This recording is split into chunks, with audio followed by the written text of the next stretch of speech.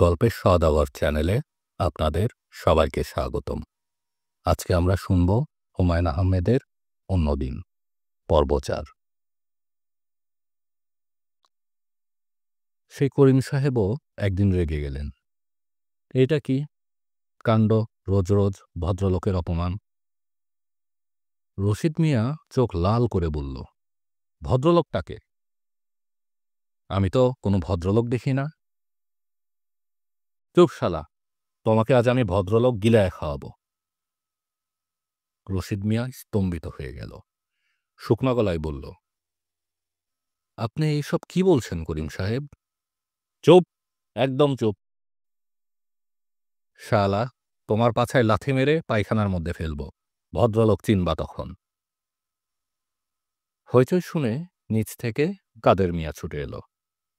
নবী সাহেব বের হয়ে আসলেন।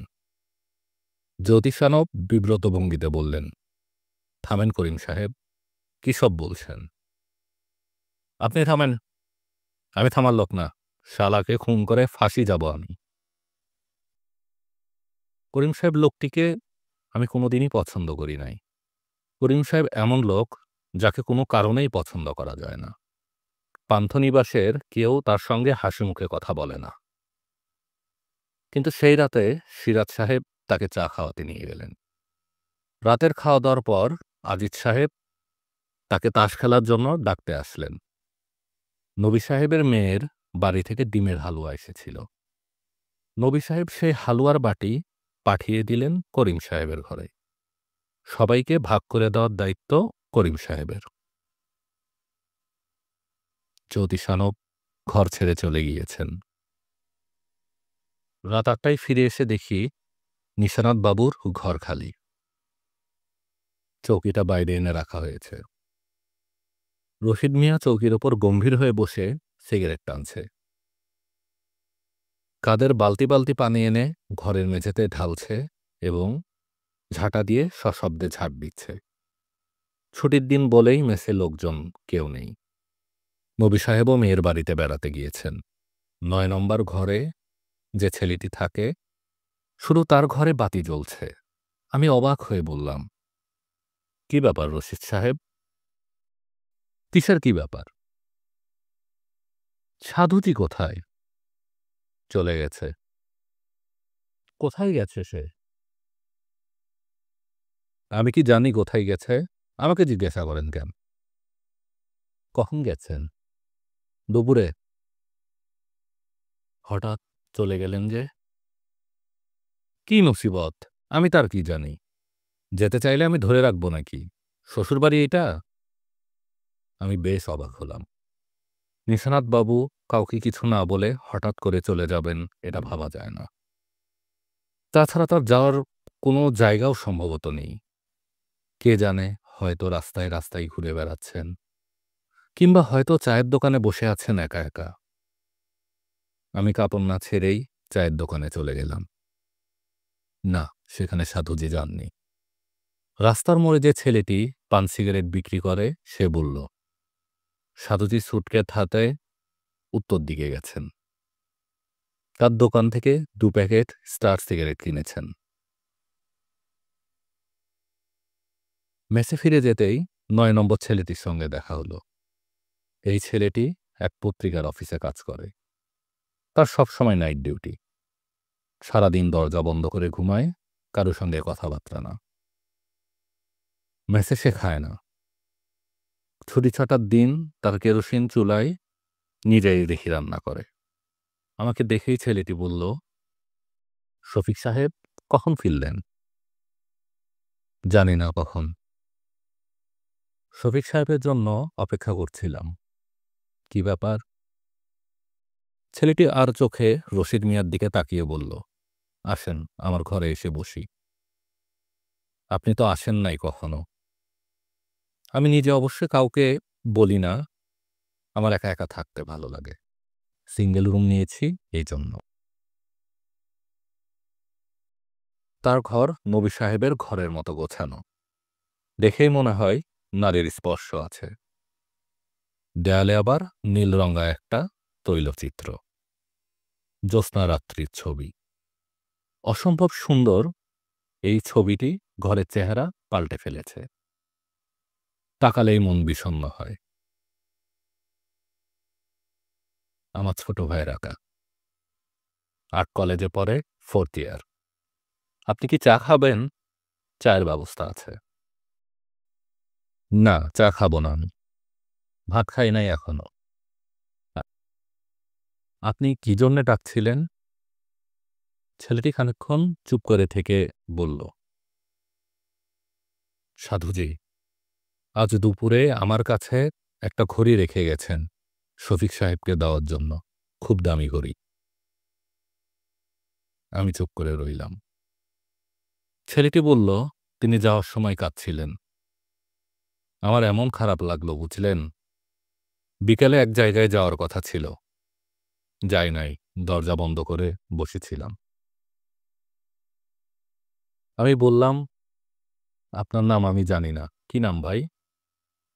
সুলতান, সুলতান উদ্দিন। সাধুজি ছাড়া কেউ আমার নাম জানে না। কারো কাছে যাই না তো। সাধুজির কাছে একবার গিয়েছিলাম। মনটা খুব খারাপ সেই সময়। হঠাৎ গেলাম। তিনি অনেক কথা বললেন। এখনো মনে আছে। কি বললেন? এই সান্ত্বনার কথা আর কি। অন্যরকম করে বললেন। সান্ত্বনার কথা বলা তো খুব কঠিন। সবাই বলতে পারে না। খুব হৃদয়বান মানুষ লাগে।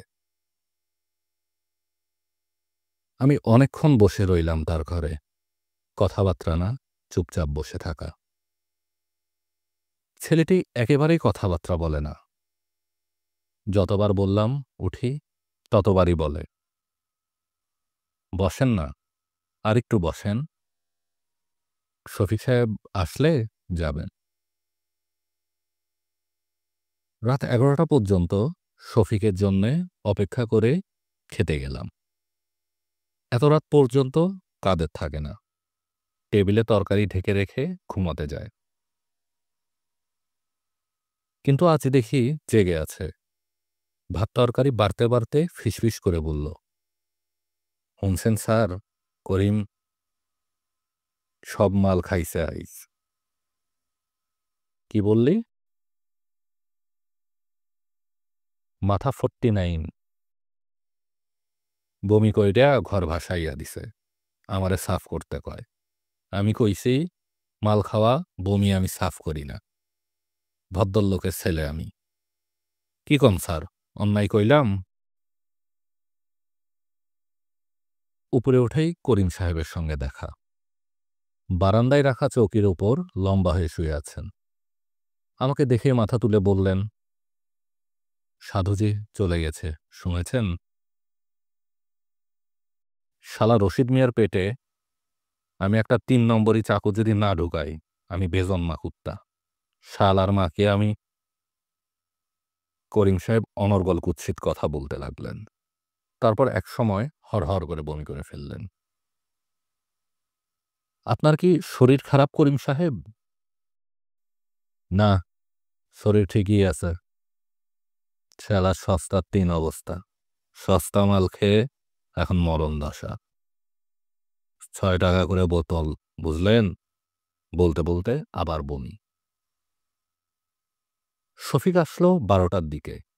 নিশানাথ বাবু চলে গেছেন এই খবরে তার কোনো ভাবান্তর হল না।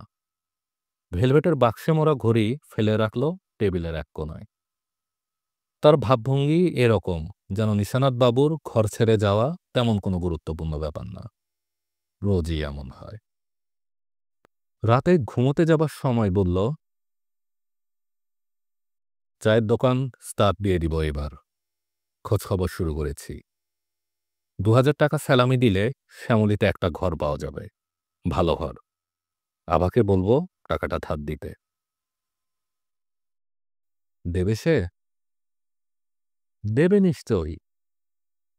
আর না দিলে কি আছে, ছোট করে শুরু করব। নবী সাহেবকে বলবো কিছু দিতে। নবী সাহেব অবশ্যই দিবেন। সবাই দিবে। দেখিস না কি করি।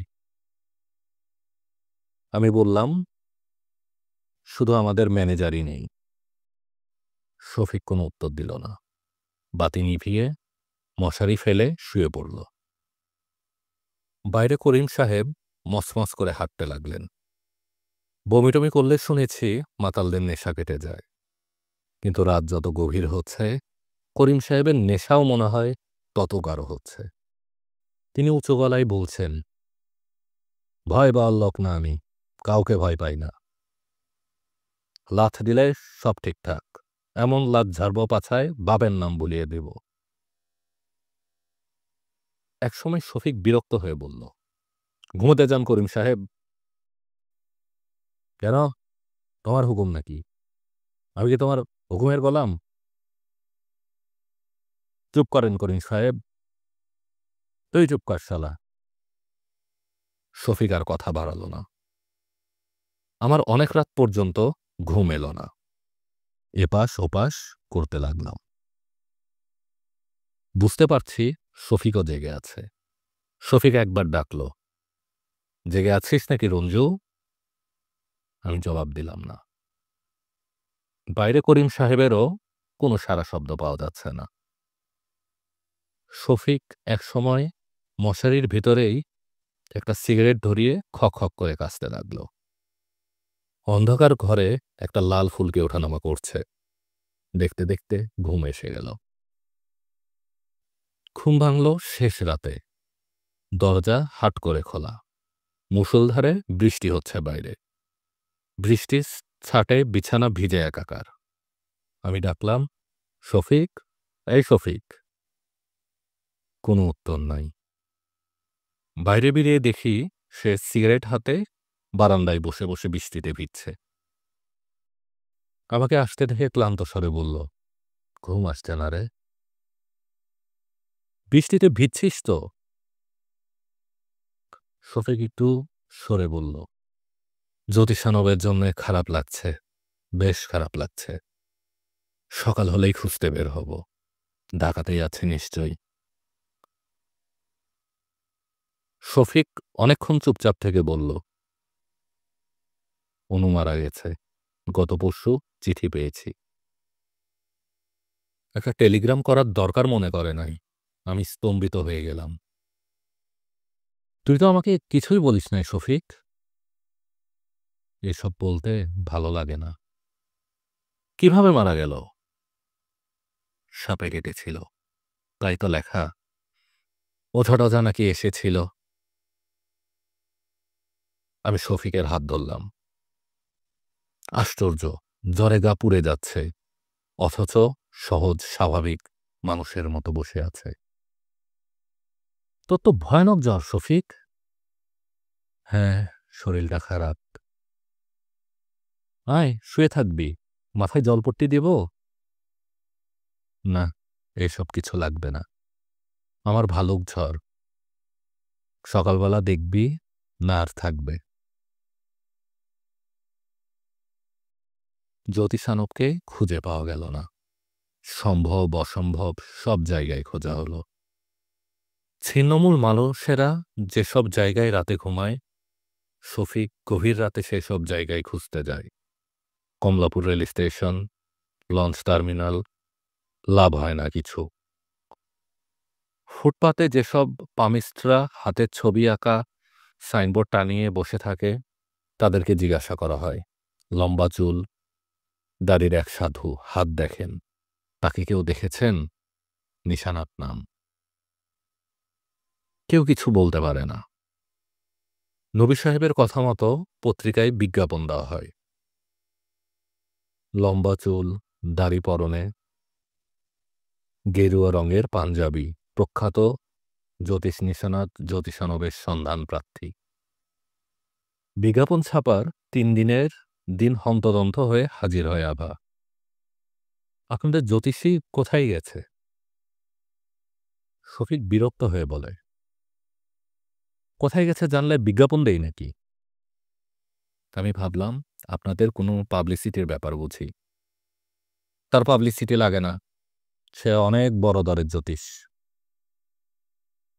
আভা শান্ত স্বরে বলে, তিনি বড় জ্যোতিষী ছিলেন। আমার হাত দেখে জন্মবার বলে দিয়েছিলেন। আমি খুব অবাক হয়েছিলাম। শুধু নিশানাত নয়, নবী সাহেবও পান্থনিবাস ছেড়ে চলে গেলেন। স্কুল থেকে মহাসমারোহে তাকে বিদায় দেওয়া হয়েছে। আমরাও তার বিদায় উপলক্ষে একটু বিশেষ খাওয়া-দাওয়ার আয়োজন করেছিলাম। খেতে পারলেন না। মুখে নাকি তার কিছুই রুচছে না। খাওয়া বন্ধ করে একবার ফিসফিস করে বললেন, "আমি আর বেশিদিন বাঁচব না।" পান্থনিবাসের শিকড় গজিয়ে গেছে। বলতে বলতে তার চোখ দিয়ে পানি পড়তে লাগল। সিরাজ সাহেবের প্রমোশন হয়েছে। অফিসার্স গ্রেড পেয়েছেন। অফিস থেকে তাকে কোয়ার্টার দেওয়া হয়েছে। সুন্দর কোয়ার্টার। তার সঙ্গে একদিন গিয়ে দেখে আসলাম। দক্ষিণ দিকে চমৎকার বারান্দা। হু হু করে হাওয়া বয়। সিরাজ সাহেবও পান্থনিবাস ছেড়ে চলে গেলেন। যাবার আগের দিন রাতে বিদায় নিতে এলেন আমাদের কাছে থেকে। কথা সরে না তার মুখে। অনেকক্ষণ বসে রইলেন চুপচাপ। একসময় বললেন, "সুখেই ছিলাম ভাই আপনাদের সাথে। আনন্দেই ছিলাম। নিশানাত বাবুর খালি ঘরটা দেখলে চোখে পানি আসে। আমার স্ত্রীকে তিনি বড় স্নেহ করতেন।" সত্যি সত্যি চোখে পানি ছলছলিয়ে উঠল। শফিক শুয়েছিল। শফিকের মাথায় হাত রেখে বললেন, "জ্বর কি আবার এসেছে?" "আছে, অল্প। অবহেলা করবেন না ভাই। ভালো ডাক্তার দেখাবেন।" খানিকক্ষণ চুপ থেকে আমতা আমতা করে বললেন, "আমি অতি দরিদ্র মানুষ। তবু যদি কখনো প্রয়োজন হয়।"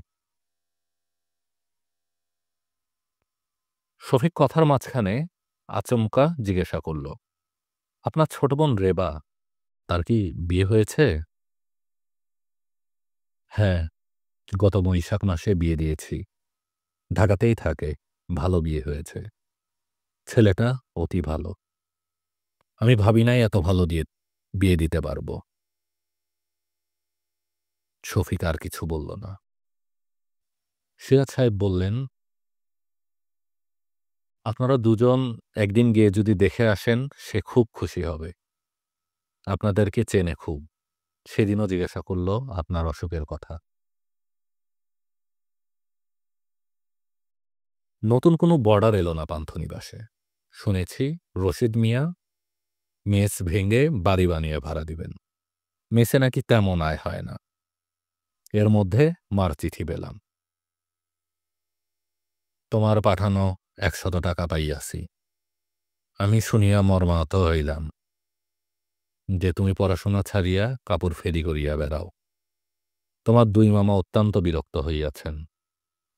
তোমার মনে রাখা উচিত, তোমার নানা অত্যন্ত বিশিষ্ট ব্যক্তি ছিলেন। তুমি ছোট লোকের মতো ফেরিয়ালা হইয়াছ, এ দুঃখ আমি কোথায় রাখি। পারুলের মতো তুমিও যে বংশের মান ডুবাইবে তাহা ভাবি নাই। দোয়া জানিও। অতি অবশ্য একবার আসিবে। তোমার বাবার একটি পা অচল, হাঁটাচলা করিতে পারে না। চিঠি পড়ে দীর্ঘ সময় চুপচাপ বসে থাকি। গলা ছেড়ে কাঁদতে ইচ্ছা হয়। আজকাল বড় অস্থির লাগে। সব যেন আগোছালো হয়ে গেছে। সুর কেটে গেছে। শফিকের সেই হাসি খুশি ভাব নেই। তার জ্বর কখনো থাকে, কখনো থাকে না। মেডিকেল কলেজ থেকে এক্স-রে করিয়ে এসেছে। যক্ষ্মা-টক্ষ্মা কিছু নেই। তার ব্যবসা খুব মন্দা যাচ্ছে। কিন্তু কেমন করে যেন প্রেসের পুরনো চাকরিটা আবার জোগাড় করেছে। আজকাল সে কৃপণের মতো টাকা জমায়। তার খরচাপাতি এমনিতেই অবশ্য কমে গেছে। বোনকে টাকা পাঠাতে হয় না। অদরকারে একটি পয়সাও খরচ করে না। মেডিকেল কলেজের ছোকরা ডাক্তারটি বারবার বলেছিল, ভালো ভালো খাবার খাবেন, দুধ নিয়মিত খাবেন। আপনার এখন হাই প্রোটিন দরকার। ডাক্তারের কথা সে হেসে উড়িয়ে দিয়েছে। হাই প্রোটিন ডায়েট খাবো, পয়সা কোথায়? পাসবুকের বাই পয়সাও খরচ করব না। সে একটা সাইনবোর্ড লিখে নিয়ে এসেছে, নীলগঞ্জ হোটেল অ্যান্ড রেস্টুরেন্ট। প্রকাণ্ড সাইনবোর্ড। খবরের কাগজে মুড়ে সেই সাইনবোর্ডটি রাখা হয়েছে চৌকির নিচে। মাঝে মাঝে রাত জেগে সে টাকা পয়সার হিসাব মিলায়, হাসি মুখে বলে, দেরি নাই আর, শুরু করে দিতে হবে। তার চোখ জল জল করে, গম্ভীর হয়ে বলে, ছোট থেকে শুরু করব। প্রথমে থাকবে সাদামাটা চায়ের দোকান, তারপর বড় একটা হোটেল দিব, একটা হুলস্থুল কাণ্ড করব দেখবি। সেই হুলস্থুল কাণ্ড করবার জন্যে সে প্রায় না খেয়ে থাকে। একদিন বলল, চায় চিনি দেবার দরকারটা কি? চীনারা বিনে চিনেতে দিব্যি চা খাচ্ছে। না, চিনিটা আমি উঠিয়ে দিব, অনেকগুলি টাকা বাঁচে বুঝলি। পান্থনিবাসের নামফলক রশিদ মিয়া সরিয়ে ফেলেছে। ৩ তলায় নতুন নতুন ঘর উঠেছে, জানালায় নতুন শিক বসানো হচ্ছে, চুনকাম হচ্ছে। একদিন দেখি রোকেয়া ভিলা নামে একটা সাইনবোর্ড শোভা পাচ্ছে। আমাদের কাছে নোটিশ দিয়েছে, ২ মাসের ভেতর বাড়ি খালি করে দিতে হবে, অন্যথায় আইনের আশ্রয় নেওয়া হবে, এ জাতীয় কথা লেখা। করিম সাহেব এই নিয়ে খুব হইচই করেছেন। উঠিয়ে দিবে বললেই হলো, হাইকোর্টে কেস করে শালার পাতলা পায়খানা বের করে দিব না। উঠিয়ে দেয়া খেলা কথা না। হুম। করিম সাহেব আজকাল প্রায়ই মদটদ খেয়ে এসে বিশ্রী সব কাণ্ড কারখানা করেন। কেউ কিছু বললেই আকাশ ফাটিয়ে চিৎকার করেন। নিজের পয়সায় খাই, কারো বাপের পয়সায় না। কারো সাহস থাকে বলুক দেখি মুখের সামনে, জুতিয়ে দাঁত খুলে ফেলব না, ভদ্রলোক চেনা আছে আমার। সত্য মিথ্যা জানি না, শুনেছি অফিসে কি একটা টাকা পয়সার গণ্ডগোলের জন্য করিম সাহেবকে সাসপেন্ড করা হয়েছে। তদন্ত হচ্ছে। কথাটা সত্যি হতে পারে। কয়েকদিন ধরে দেখছি অফিসে যান না। গতকাল আমি জিজ্ঞেস করেছিলাম, কি ব্যাপার করিম সাহেব, অফিসে যান না দেখি। করিম সাহেব রেগে আগুন। যাই না যাই আমার ব্যাপার, আপনি কোথাকার কে? আপনার খাই না আপনার পরি? বিয়ে পরীক্ষার ফিস জমা দিয়ে নিজেকে গুটিয়ে নিয়েছি। নবী সাহেবের ঘরটিতে এখন একা একা থাকি, দিনরাত পড়তে চেষ্টা করি। নিরস পাঠ্য বইয়ের স্তূপ এক এক সময় অসহ্য মনে হয়। কোথাও হাফ ছাড়বার জন্য যেতে ইচ্ছে হয়, যাওয়ার জায়গা নেই কোনো। আমার ছাত্রীদের বাসায় যেতে ইচ্ছা করে, কিন্তু বিনা দরকারে শুধু শুধু যাওয়া। ছেলের বাবা মা কেউ কিছু মনে করেন কিনা তাই ভেবে যাওয়া হয় না। মাকে দেখতে গিয়েছিলাম এর মধ্যে, মা আগের মতোই আছেন। এতদিন ধারণা ছিল বোধহয় খুব কষ্টে আছেন, কিন্তু দেখা গেল মোটেই অবস্থা সেরকম নয়। বাড়ির পেছনে সবজি বাগান করেছেন, হাঁস মুরগি পালছেন, ধান চাল রাখার জন্য নতুন একটা ঘর তোলা হয়েছে। এমন অবাক লাগলো দেখে। বাবার প্যারালাইসিসও তেমন কিছু নাই, দেয়াল ধরে বেশ দাঁড়াতে পারেন। অঞ্জু দেখলাম অনেক বড় হয়েছে, তাকে অতি কড়া শাসনে রাখা হয়। অঞ্জুর কাছেই শুনলাম সে ঘুমিয়ে পড়লে মা তার বই খাতা তন্ন তন্ন করে খুঁজে দেখেন, যেন পারুলের মতো কিছু আবার না ঘটে। অঞ্জু অনেক চালাক চতুর হয়েছে, অনেক কথা বলল সে, গল্প করাও বেশ শিখেছে। পারুলাপা ভালোই করেছে দাদা।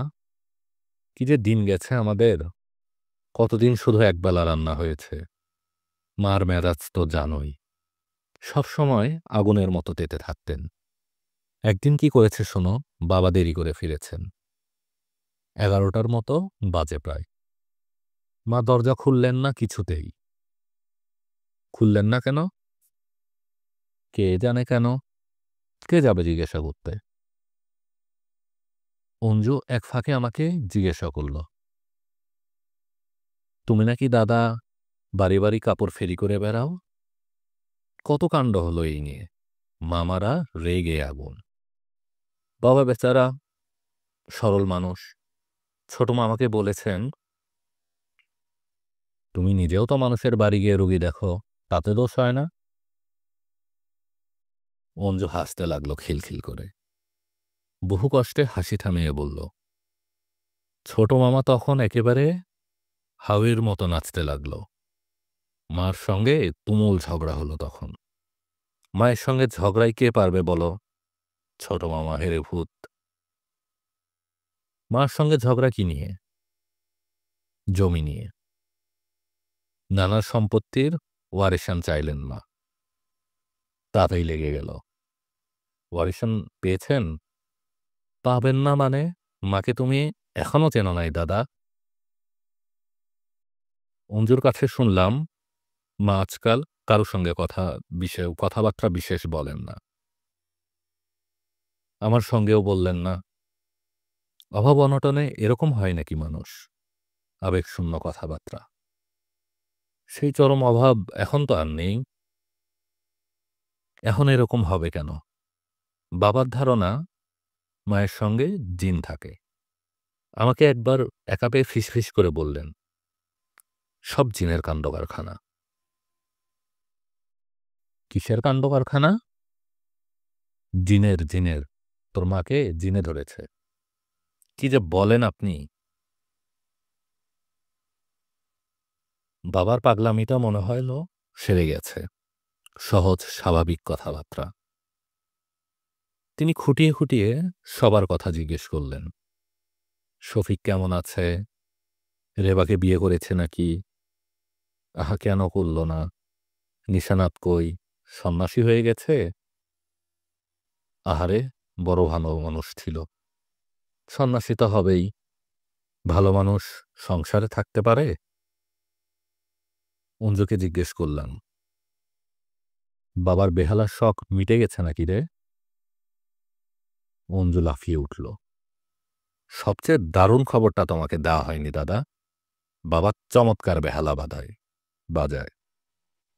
যা চমৎকার, যা চমৎকার! সে কি?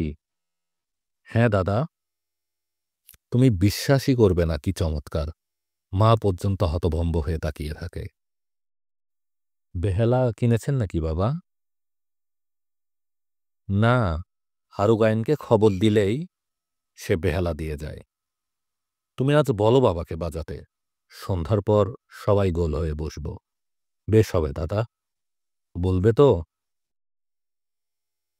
বাবাকে বেহালা বাজানোর কথা বলতেই তিনি আঁতকে উঠলেন। পূর্ণিমা আজকে। পূর্ণিমার সময় বেহালা বাজালে পরিণামে। এটাও জানিস না গাথা? পরক্ষণে গলার স্বর নামিয়ে বললেন, তুই তো বিশ্বাস করলি না যখন বললাম তোর মার সঙ্গে জিন আছে। জিন আছে বলেই তো যখন বাজাই তখন এমন করে তাকায় আমার দিকে, ভয়ে আমার বুক কাঁপে। এই দেখ, হাতের লোম খাড়া হয়ে গেছে। ঢাকায় ফিরে আসার আগের দিন মা আমাকে ১০০ টাকার একটা নোট দিয়ে বললেন, তুমি যে টাকাটা পাঠিয়েছিলে সেই টাকা সাথে নিয়ে যাও। ফেরিওয়ালা হবার দরকার নেই। যখন টাকার দরকার হবে লিখবে। আমার চোখে পানি এসে গেল। মা এরকম হয়ে গেলেন কি করে? দুদিন ছিলাম। এর মধ্যে একবার মাত্র তিনি আগের মতো সহজ স্বাভাবিক ভাবে কথা বললেন। আগের মতো নরম স্বরের মিষ্টি কথা। তোর বাবার বেহালা শুনে যা। মানুষের মধ্যে যে কি গুণ আছে তা বোঝা বড় কষ্ট। এখন বড় আফসোস হয়। কে জানে তার এই আফসোস কি জন্যে। বাবার কাছে যখন বিদায় নিতে গেলাম তিনি যেন কেমন ভঙ্গিতে তাকালেন। আপনারা শুনছিলেন হুমায়ূন আহমেদের অন্যদিন পর্ব ৪। পরবর্তী পর্ব শুনতে গল্পের সওদাগর চ্যানেলটিতে চোখ রাখুন।